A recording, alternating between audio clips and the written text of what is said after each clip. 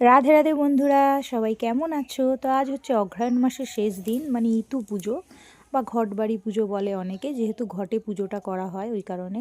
তো ইনি হচ্ছে আমার শাশুড়ি মা, উনি আমাদের এই মন্দিরে পুজো করেন। তো এই যে মাটির গামলার মধ্যে রয়েছে ছোট ছোট ঘট ঘট পাতা হয়েছে আর কি। তো বিভিন্ন রকমের গাছপালা দিয়ে পুজোটা হয় এটা। তো অঘ্রায়ণ মাসের প্রত্যেক রবিবার করে পুজো দিয়ে শেষ দিনে উদযাপন করতে হয়, এটাই নিয়ম।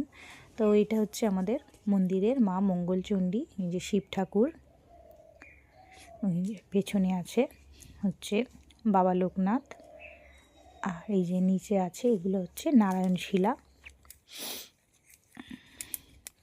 এই যে গোপাল, রাধাকৃষ্ণ আর হচ্ছে লক্ষ্মীনারায়ণ।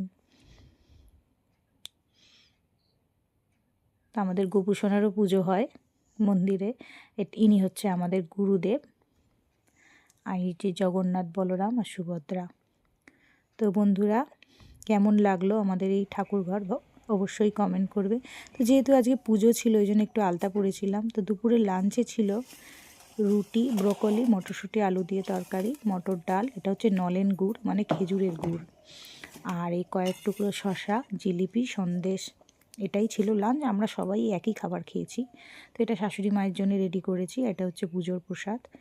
তো বন্ধুরা, কেমন লাগলো এই ছোট্ট এই মিনি ব্লগটা অবশ্যই কমেন্ট করবে। আর কে কে বাড়িতে ইতি পুজো করো সেটাও আমাকে জানাবে।